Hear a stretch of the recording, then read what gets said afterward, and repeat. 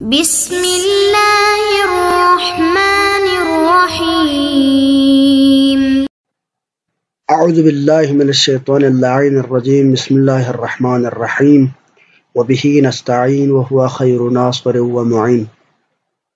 عزیز طلاب کرام، ہماری یہ جو بحث ہے وہ مقصد خامس کے بارے میں ہے، جس میں ہم بحث کر رہے تھے امامت کے بارے میں، اور جیسے کہ پہلے ہم ہر درس میں آپ کو اس چیز کا تذکرہ دے رہے ہیں کہ ہماری جو گفتگو ہم نے پہلے اہمیت کے بارے میں بحث کی، پھر اس کے بعد جب اہمیت ہے اس چیز کو کہ کوئی ایسا نظام ہو خلافت اور امامت کا، تو پھر اس کے انتخاب کا حق کس کو ہوگا، یہ ایک اہم مسئلہ تھا، اور اس مسئلے پہ ہم بحث کر رہے ہیں۔ اور ہماری جو موقف ہے اس میں ہم یہ کہہ رہے ہیں کہ اس میں حق کسی بندے کو نہیں ہے، بلکہ حق صرف اللہ تعالیٰ کی ذات کو ہے کہ وہی اپنے رسول کے ذریعے سے کسی کو خلیفہ منتخب کر سکتے ہیں۔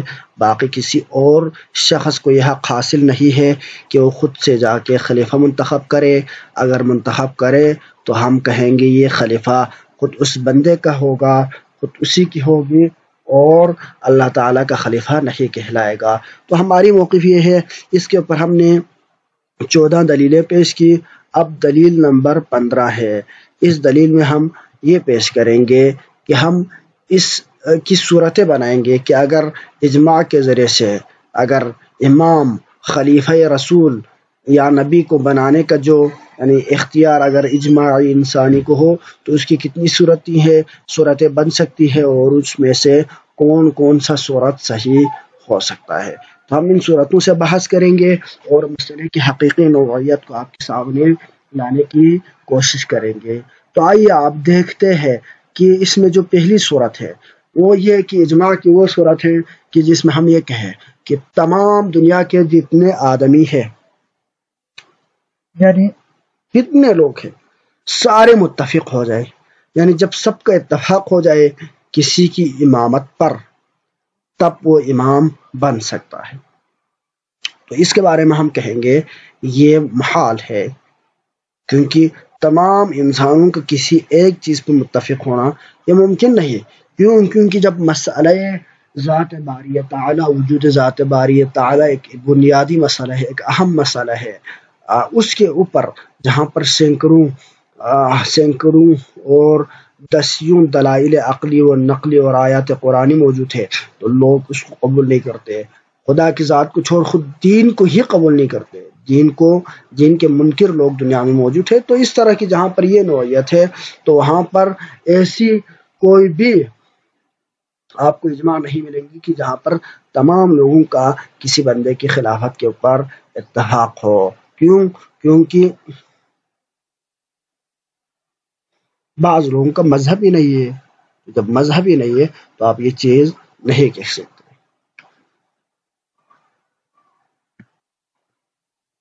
جب یہ صورت باقی نہیں رہی تو ایک صورت یہ ہے کہ اجماع یعنی ایک جماعت کثیر کا اتفاق ہو، یعنی ایک بہت بڑی جماعت کا اتفاق ہو اور ان کا اجماع ہو جائے کہ اب جماعت کثیر کا کوئی شمار مقرر ہونا ضروری ہے۔ جب آپ کہتے ہیں کہ جماعت کثیر ہو تو جماعت کی بہت ساری تعریف ہے، 3 سے لے کر مثلا کچھ لوگ 10 بندے کو جماعت کہتے ہیں، کچھ لوگ 3 بندے کو، 3 افراد کی مجموعہ کو جماعت کہتے ہیں۔ جس طرح جمع کے اندر اختلاف ہے، اسی سے لفظ جماعت ہے، تو اس میں بھی وہی سارے اختلافات جاری ہوں گے کہ جو اختلافات جو اقوال آپ جمع کے اندر نقل کرتے ہیں، وہی سارے اختلافات یہاں پر بھی جاری وہ سارے ہوں گے۔ تو لہذا یہ کوئی رائے اور حل نہیں ہوگا کہ جس کے طرح سے آپ اس مسئلے کو حل کر سکے۔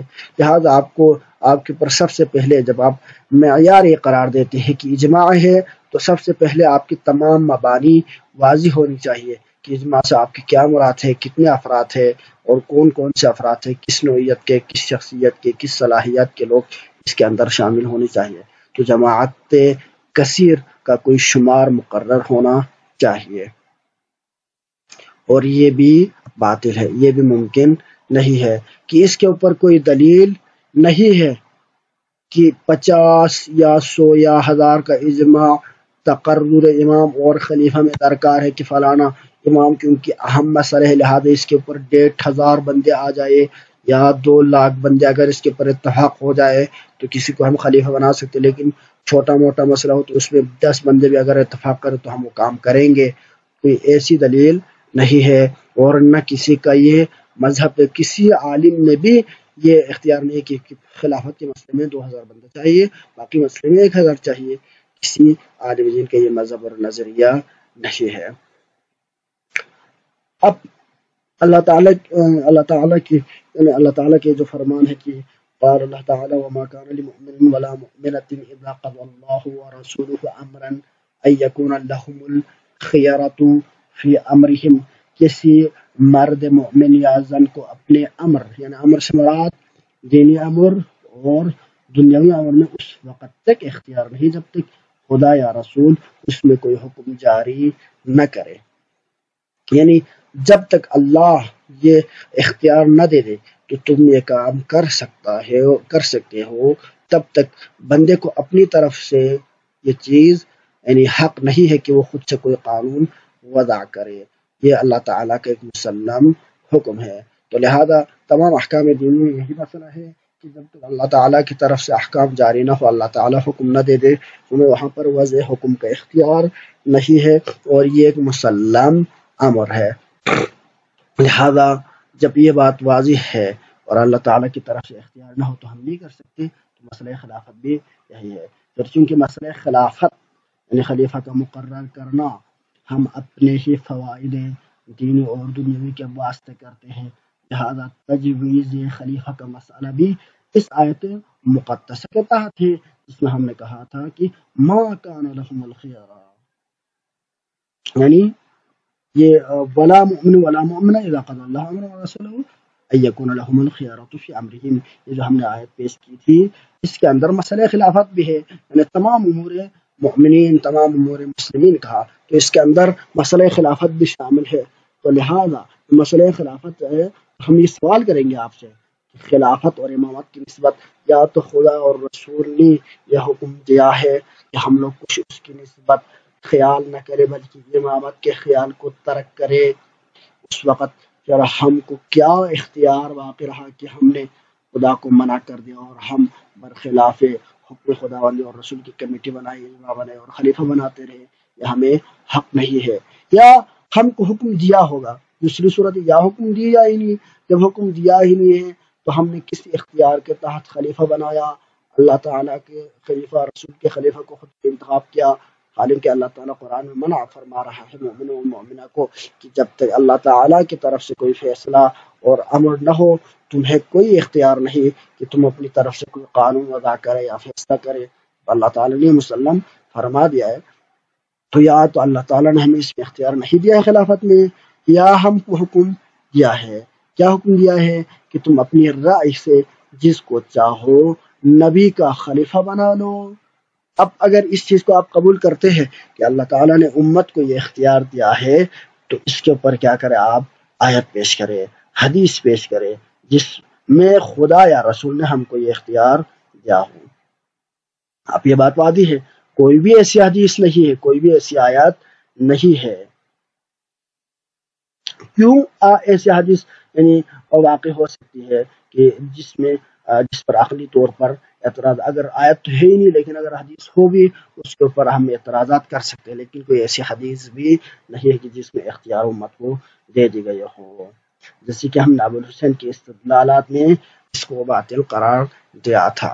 تو یہ بات سمجھنے کی ہے کہ خلیفہ کا انتخاب لوگوں کے اختیار میں نہیں ہے. اب ایک اور اس میں پیرایا اور ایک شکل یہ رہ سکتی ہے کہ کوئی یہ بات کرے کہ جس قدر زیادہ یعنی اشخاص کا اجماع ہوگا تجویز اور تعیین میں خطا کا احتمال کم ہوگا. یعنی جتنے زیادہ افراد یعنی عقول جمع ہوں گے اتنے احتمالات اور غلطیوں کا امکان کم ہوگا. تو اس کا تو مقتضا یہ ہے کہ سینکڑوں برس اسی کا انتظار کرتے کرتے بغیر خلیفہ کے بیٹھے رہو، اور یہ اول امر سے بھی زیادہ لاقو ہے. کیونکہ آپ زیادہ لوگوں کو، زیادہ محققین کو، زیادہ صحابہ کرام کو انتخاب کا یعنی اس میں شامل کرنے کے لیے آپ اتفاق کے لیے آپ بیٹھے رہے انتظار کرے تو سینکڑوں برس ممکن ہے دنیا کے فلاسفر کو جمع کرنے کے لیے لگے۔ ممکن ہے اس زمانے میں آپ ایک میٹنگ اور زوم کے ذریعے سے اس چیز کو انتخاب کر سکے یا ووٹنگ کر کے کچھ لوگوں کو شامل کر سکے، نیٹ ورک کا اگر مسئلہ نہ ہو۔ لیکن پرانے زمانے میں تو نہ ٹرانسپورٹ کا مسئلہ ہے، یعنی نہ سروسز ہے، نہ ٹرانسپورٹ کا سسٹم ہے، وہاں پر کمیونیکیشن کا سسٹم نہیں ہے۔ اس زمانے میں لوگوں کے انتخاب کے لیے اللہ تعالیٰ یعنی ایسے یعنی زمانے میں کہ جہاں پر لوگوں کا انتخاب یا عقول کے جمع کرنا لوگوں کے لیے ممکن نہیں ہو، وہاں پر ایسی ذمہ داری لوگوں کے اوپر سونپے یہ ممکن نہیں ہے۔ لہٰذا یہ صورت پہلے والی صورت سے بھی لغو ہے کہ بہت سا زمانہ بغیر خلیفہ کے رہنے کا جواز دینا لازمات ہے اور یہ ممکن نہیں ہے۔ اب تیسری صورت یہ ہے کہ کوئی عدد خاص معین نہ ہو جس کی تعداد پوری ہو جانے سے اجماع محقق ہو جائے، یہ تو سب سے زیادہ لغو ہے۔ صورت ہے کہ ایک کمیٹی پہلے اس کے بنائی جائے جو اہل حل و عقد یعنی ممبران کمیٹی انتخاب اور خلیفہ مقرر کرے۔ اس کمیٹی پہ قائم ہونے پر بھی ہم وہی سب باتیں کریں گے جو امام کے مقرر کرنے کے اجماع پر ہم پہلے لے چکے ہیں اور سارے اعتراضات پہلے پیش کر چکے ہیں۔ تو اس میں بھی وہی چیز جو ہم پہلے بیان کر چکے ہیں، ابھی بھی وہی چیز وہ ساری چیز آپ کے ذہن میں ہے، مزید تکرار کی ضرورت نہیں ہے۔ کہ آپ پہلے میں کچھ معیار کچھ نہ کچھ آپ معیار کے قائل ہو گئے تھے، جس میں آپ نے کہا تھا 10 نفر، 1000 نفر، 2000 نفر، کچھ نہ کچھ آپ نے تعداد بیان کی تھی، تو کچھ حد تک آپ کی اس کو ہم قبول کر سکتے تھے، معقول تھا۔ لیکن اس میں آ کے آپ معیارات کو مکمل طور پر ختم کر رہے ہیں، معیار آپ بالکل نہیں رکھ رہے، یہ چیز ممکن نہیں ہے اور قابل قبول نہیں ہے۔ یہ تیسری صورت جس طرح مسائل اور احکام جاری کرتا ہے، خلیفہ اور امام بھی اسی نے مقرر کر کے ہمیں اس کی اطاعت کا حکم دیا ہے۔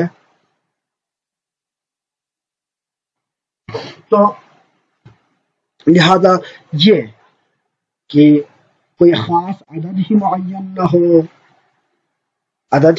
نہ ہو تو اس صورت میں کیا ہوگا، آپ بغیر کسی معیار بغیر کسی پیرائے کے مثلا اجماع یہ کہے کہ ہمارے قبیلے والے، اس میں وہ جو قبیلہ والے بات جو ہم نے ایک مشہور دلیل جو پہلے پیش کی تھی جس میں کہا تھا ہر قبیلہ ہے، ہر قبیلے میں اجماع ہو سکتے ہیں، ہر مومن اپنے اجماع کر سکتے ہیں، تو میں اپنے قبیلے میں کسی بندے کو بناؤں گا، کوئی دوسرا بندہ اپنے قبیلے میں جو عادل ہے جو عالم ہو اس کو بنائیں گے۔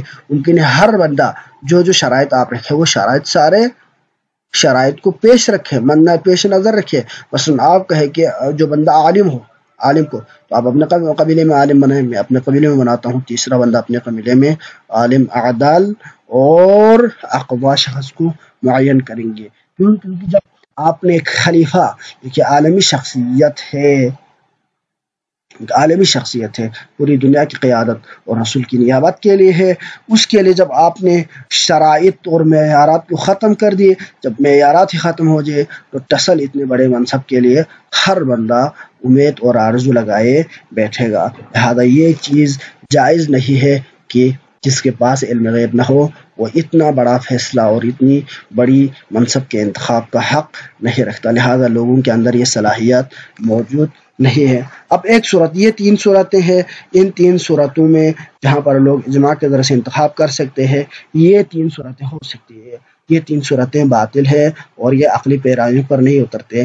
اب رہتی ہے ایک چوتھی صورت، وہ چوتھی صورت یہ ہے کہ جس طرح مسائل اور احکام اللہ تعالیٰ جاری کرتا ہے، خلیفہ اور امام اسی نے مقرر کر کے ہمیں اس کی اطاعت کا حکم دیا ہے، لہذا ہم اس کو قبول کریں۔ لہذا ثابت ہو گیا کہ خلیفہ رسول خدا اور نبی نے ضرور مقرر کر دیا ہے اور ہم کو اختیار خلیفہ نبی بنانے کا ہرگز نہیں دیا ہے، کہ ہمیں یہ اختیار نہیں دیا کہ ہم جا کے خلیفہ رسول یا نبی انتخاب کریں۔